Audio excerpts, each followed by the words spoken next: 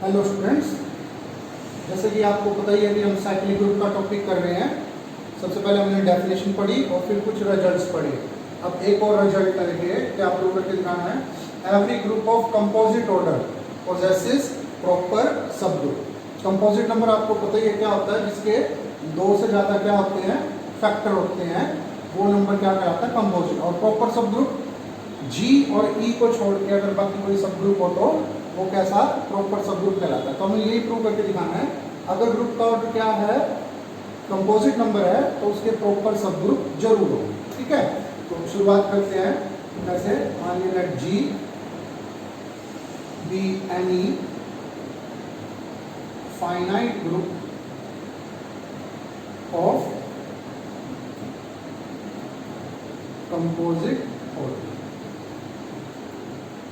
Answer write कर लिया। जी का ऑर्डर है कि एक कंपोजिट नंबर, ठीक है, कंपोजिट नंबर है तो इसके दो से ज्यादा फैक्टर होंगे, वन और के को छोड़ के भी फैक्टर होंगे, यानी कि तो मान लिया इसके एम और एन दो फैक्टर कर लिए। जैसे कि मान लो 10 है तो 10 को लिख दिया 2 इंटू 5 4, जैसे 20 है 4 इंटू 5 लिख दिया। ना तो m1 के इक्वल है और ना ही n1 के इक्वल है। याद रखें क्या ढूंढ के दिखाना है, हमें ढूंढ के दिखाना है इसका एक प्रॉपर सब ग्रुप, एक ऐसा सब ग्रुप ढूंढ के दिखाना है जो ना g के इक्वल हो और ना ही e के इक्वल। तो दो केस हैं। केस वन देखो क्या हो सकता है, या तो g साइक्लिक ग्रुप होगा या g साइक्लिक ग्रुप नहीं होगा। तो फर्स्ट केस कर लेते हैं, if g is a cyclic group. अगर मान लीजिए G कैसा ग्रुप है, साइक्लिक ग्रुप है, एंड लेट मान लिया G किससे जनरेटेड है, A से, ठीक है, G से। तो आपको याद ही होगा ग्रुप का ऑर्डर कितना होता है, ग्रुप का ऑर्डर उतना ही होता है जितना कि जनरेटर का। तो A का ऑर्डर कितना हो गया, A का ऑर्डर हो गया mn, एलिमेंट का ऑर्डर, जनरेटर का ऑर्डर। ऑर्डर इसका एक ऑर्डर एम एन, इसका मतलब ए की पावर एम एन करने पर क्या आएगा, ई आएगा। ठीक है, अब देखिए इसको ऐसे लिख सकते हैं, ए की पावर एम और उसकी पावर एन इक्वल टू ई। एक रिजल्ट था पहले हमने किया था, अगर ए का ऑर्डर हो पी और ए की पावर क्यू करने पर आता हो ई, तो इंप्लाइज और इंप्लाइज बाय था वैसे को ई किसको डिवाइड करेगा, क्यू को। अगर मेरे को ए का ऑर्डर ना पता हो तो मैं इस लाइन को ऐसे लिख सकता हूं कि अगर ए की पावर क्यू करने पर ई आता है तो ए का ऑर्डर किसको डिवाइड करेगा, क्यू को। पहले यहाँ पी लिखा हो तो पी की जगह क्या लिख दिया, बस ए का ऑर्डर। इस रिजल्ट को यहाँ यूज कीजिए, देखिए ए की पावर एम की पावर एन करने पर ई आ रहा है, तो इसका मतलब ए की पावर एम का ऑर्डर किसको डिवाइड करेगा, एन को। ठीक है ना, मतलब ए की पावर एम का ऑर्डर जो है वो क्या होगा, एन से लेस होगा या एन के इक्वल होगा। ठीक है, एन से लेस होगा तो सर्टेनली लेस होगा किससे, एम एन से, एम एन से। ठीक है, अब मान लेते हैं कि ए की पावर m का ऑर्डर है r, और याद रखिए r1 नहीं हो सकता।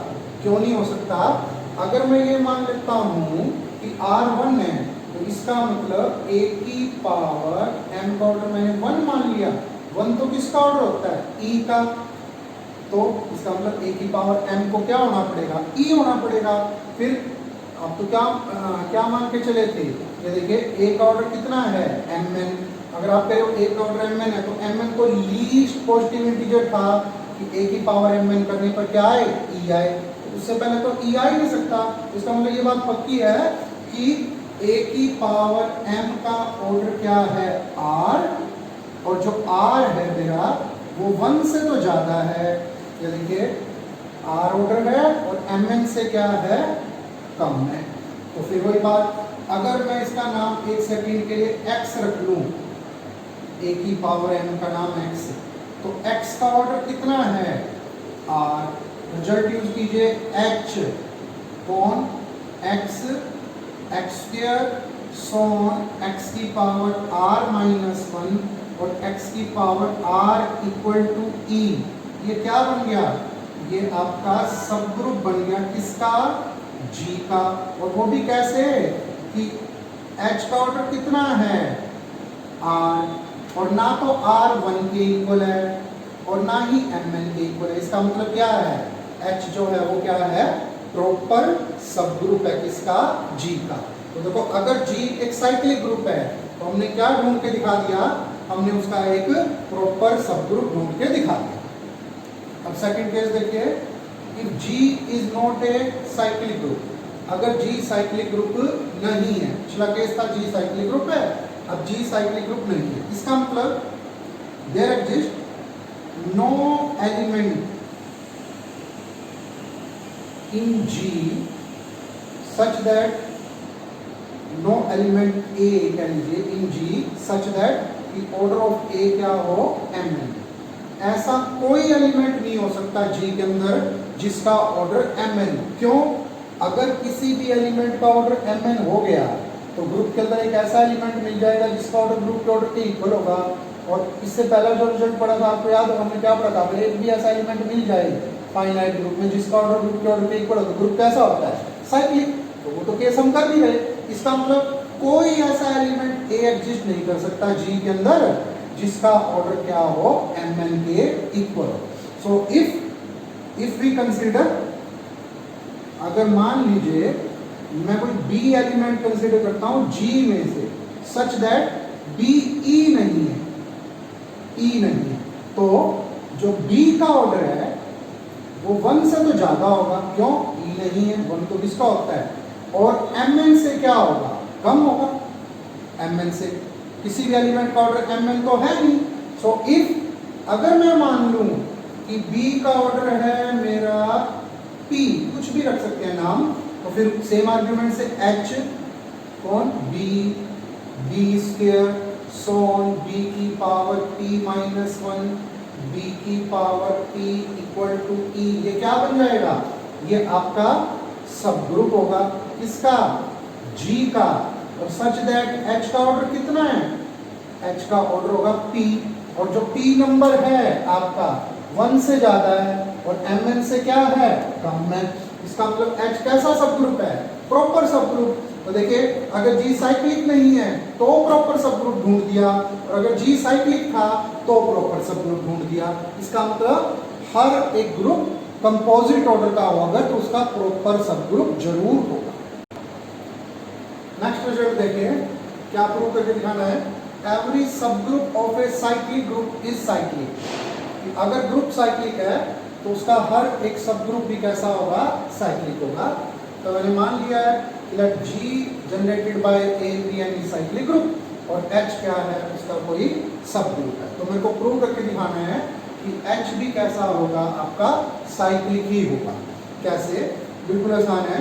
देखिए इफ अगर मान लीजिए X कोई एलिमेंट है H का, H खुद किसका सबसेट है? G का। तो इसका मतलब X किस में आ गया? G में। और G किससे जनरेटेड है? A से। तो साइक्लिक ग्रुप की क्या डेफिनेशन है? अगर कोई एलिमेंट है G ग्रुप का जो कि साइक्लिक है तो उसको मैं क्या लिख पाऊंगा? A की पावर K और सम इंटीजर K। इसका मतलब ये हुआ कि जो H के एलिमेंट है तो वो भी क्या? A की पावर K के रूप में। also देखो अगर X H में है तो क्या उसका इनवर्स H में होगा? बिल्कुल होगा, क्योंकि वो सब ग्रुप है। सब ग्रुप है तो ग्रुप है। और A की पावर K का इनवर्स क्या बनेगा? A की पावर माइनस K। ठीक है। तो यहाँ पर देखो दो बातें बन गई। कौन कौन सी? नंबर 1, यहां से तो मेरे को ये पता चला कि जो कैपिटल H के एलिमेंट है वो भी क्या है? A की सम इंटीग्रल पावर। दूसरी बात, अगर K पॉजिटिव है तो यहाँ पर पावर कैसी होगी? नेगेटिव होगी। अगर यहाँ K नेगेटिव है तो यहाँ कैसी होगी? पॉजिटिव। इसका मतलब मैं ये कह सकता हूँ H contains positive as well as negative integral powers of A। मतलब जो H के एलिमेंट हैं, पहली बात तो वो भी A की पावर के रूप में है, और दूसरी बात वहां पॉजिटिव पावर भी है और वहां पर नेगेटिव पावर भी है। ठीक है, प्रूफ क्या करके दिखाना है? हमें प्रूव करके दिखाना है कि H कैसा है, साइक्लिक है, यानी उसका कोई जनरेटर ढूंढ के दिखाना है। अब देखिए मेन पॉइंट है इस फॉर्मूले का। मान लिया let m be the least positive integer such that, least है, पॉजिटिव इंटीजर है, सच दैट a की पावर m किसके अंदर है, h के अंदर। क्या किया, पहले ये देख लिया h के अंदर a की कौन कौन सी पावर है। अभी हमने देखा पॉजिटिव पावर भी है, नेगेटिव भी है। फिर उनमें से जो सबसे छोटी पॉजिटिव पावर थी ना, वो ले लिया कि a की पावर m किसके अंदर है, h के अंदर। अब हम क्लेम करते हैं कि h किससे जनरेटेड है। हम प्रूव करके दिखाते हैं कि h a की पावर m से क्या है, जनरेटेड है। मतलब हम प्रूव करके दिखाते हैं कि a की पावर m h का जनरेटर है। अगर प्रूव कर दिया तो h तभी का तभी क्या हो जाएगा, साइक्लिक। कैसे प्रूव करके दिखाते हैं? h के हर एक एलिमेंट को a की पावर m की पावर क्या है, लिखा जा सकता है। And to prove this let एक स्मॉल h एलिमेंट ले लिया, किसका, कैपिटल H का। अगर ये साइक्लिक है तो इस एलिमेंट को मैं, और ये इसका जनरेटर है, तो इस एलिमेंट को मैं a की पावर m की पावर के रूप में लिख के दिखा सकता हूं। Be any arbitrary element. ठीक है, देखो नाउ h किस में है, h में, h खुद किस में है, g में। g किससे जनरेटेड है, a से। तो फिर स्मॉल h कैसा होगा, a की पावर k टाइप का, और सम इंटीजर k, या नाम कुछ भी रख सकते हैं। ठीक है, नाउ ऐसे करते हैं, k को m से डिवाइड कर लीजिए बाय डिवीजन एल्गोरिथम। देखो डिवीजन एल्गोरिथम से k को डिवाइड करा किससे, m से, क्वोशंट आ गया प्लस रिमाइंडर आ गया। क्या खासियत है रिमाइंडर की, रिमाइंडर 0 तो हो सकता है लेकिन डिवाइड करने वाले से छोटा। ठीक है ना, देखिए a की पावर k, जो कि कौन है, एक्चुअल में h है। k की जगह क्या आ गया, m क्यू प्लस r, जिसको कि मैंने लिख लिया a की पावर m क्यू इंटू a की पावर r। ठीक है, अब देखो मैं चाहता हूं किसी भी तरीके से कि r 0 हो। क्यों, अगर मेरा r 0 हो जाए ना, तो a की पावर 0 क्या हो जाएगा, यहाँ पर e आ जाएगा, और फिर a की पावर k को मैं क्या लिख पाऊंगा, यहाँ पे रफ में करके जाता हूँ। देखो a की पावर k को मैं लिख पाऊंगा a की पावर m क्यू, यानी a की पावर m और क्या q। ठीक है, ऐसे लिख पाएंगे। तो हम चाहते हैं कि r क्या हो, 0। तो वी क्लेम कि r क्या है, 0। लेट इफ पॉसिबल r 0 नहीं है, r 0 नहीं, तो यहां जाइए a की पावर r को a की पावर k इंटू a की पावर m क्यू का इनवर्स लिख सकते हैं ना। a की पावर m क्यू को इधर ले आए, ठीक है, और ये बन गया मेरा a की पावर k और इंटू में a की पावर माइनस m क्यू। ठीक है, अब देखिए मैं चाहता हूं कि r कैसे भी करके क्या बने, 0 बने। हाँ, वो क्या है, h किसका एलिमेंट लिया था आपने, h का। a की पावर k किसका एलिमेंट है, h का। यहां देखिए क्या लिखा था आपने, m क्या था, लीस्ट पॉजिटिव इंटीजर कि a की पावर m किस में आए, h में। आल्सो a की पावर m किस में है, h में। तो a की पावर m और उसकी पावर q भी किस में होगा, h में, क्लोजर लॉ से। यानी कि a की पावर m q किस में आ गया, h में। अब h सब ग्रुप है तो इसका इनवर्स a की पावर m q का इनवर्स किस में होगा, h में। यानी कि a की पावर माइनस m q भी किस में आ गया, h में। अब देखो a की पावर k, a की पावर माइनस m q दोनों किसके एलिमेंट है, h के। h एक सब ग्रुप है तो ग्रुप है, और ग्रुप में क्या होता है, कोई भी दो एलिमेंट लो, क्लोजर लॉ से ये किसका एलिमेंट बनेगा, फिर a की पावर k माइनस a की पावर m q किसका एलिमेंट होगा, h का। यानी कि ध्यान से देखो a की पावर r किस में आ गया, h में। r कौन था, रिमाइंडर था, 0 या 0 से बड़ा और डिवाइड करने वाले से छोटा। अब क्या मान के चले हो, r 0 नहीं है तो सिचुएशन देखिए, a की पावर r किस में है, h में, जबकि r 0 से तो बड़ा है और m से छोटा है। ये तो देखो अपने आप में ये कंट्राडिक्शन है, क्यों। अब क्या मान के चले थे, m लीस्ट पॉजिटिव इंटीजर है, इससे छोटा कोई पॉजिटिव इंटीजर नहीं है कि a की पावर m किस में आए, h में आए। और अब आप क्या कह रहे हो, r पॉजिटिव है, m से छोटा है और a की पावर r किस में आ रहा है, h में आ रहा है। कंट्राडिक्शन है, इसका मतलब r को क्या होना पड़ेगा, 0 होना पड़ेगा। तो जो हम मान के चल रहे हो गलत है, r क्या हो गया, 0। और r के 0 होते ही देखो ये यहाँ पर r के 0 होते ही h जो कि a की पावर k था वो क्या बन गया, a की पावर m q, यानी a की पावर m और q।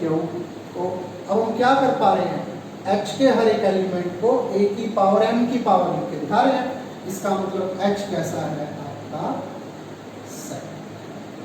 तो अगर ग्रुप साइक्लिक है तो उसका हर एक सब ग्रुप भी कैसा होगा, साइक्लिक।